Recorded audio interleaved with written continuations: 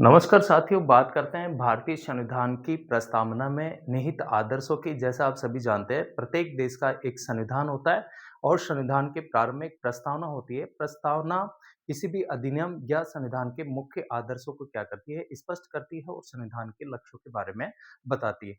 तो भारतीय संविधान की जो प्रस्तावना है, उसमें जो आदर्श हैं, देखिए सबसे पहले 13 दिसंबर 1946 को नेहरू जी के द्वारा उद्देश्य प्रस्ताव रखे जाते हैं और आगे चल कर के 22 जनवरी 1947 को जो है उद्देश्य प्रस्ताव को जो है उद्देश्य का ऑब्जेक्टिव्स के रूप में जो है स्वीकार कर लिया जाता है इनको। तो प्रमुख जो आदर्श है, एक तो संपूर्ण प्रभुत्व संपन्न कि हमारा जो देश है वो अपनी विदेश नीति के निर्माण में स्वतंत्र होगा, बाहरी दबाव में आकर के विदेश नीति का निर्माण नहीं करेगा। इसमें पूरी तरह से स्वतंत्र रहेगा। हम आंतरिक और बाह्य दोनों ही रूपों में क्या होंगे, स्वतंत्र होंगे। इसके अलावा समाजवाद और समाजवाद के विशिष्ट मॉडल को जो है भारत में अपनाया गया है।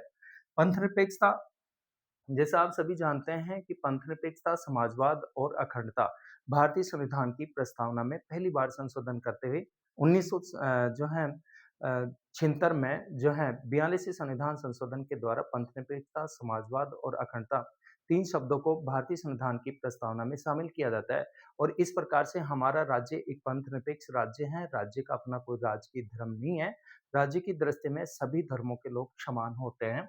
इसके अलावा लोकतंत्र, इसके अलावा गणराज्य, जो देश का संवैधानिक जो सर्वोच्च पद है राष्ट्रपति, उसका जो पद है वंशानुगत न होकर के और जनता के द्वारा अप्रत्यक्ष रूप से क्या होगा, निर्वाचित होगा।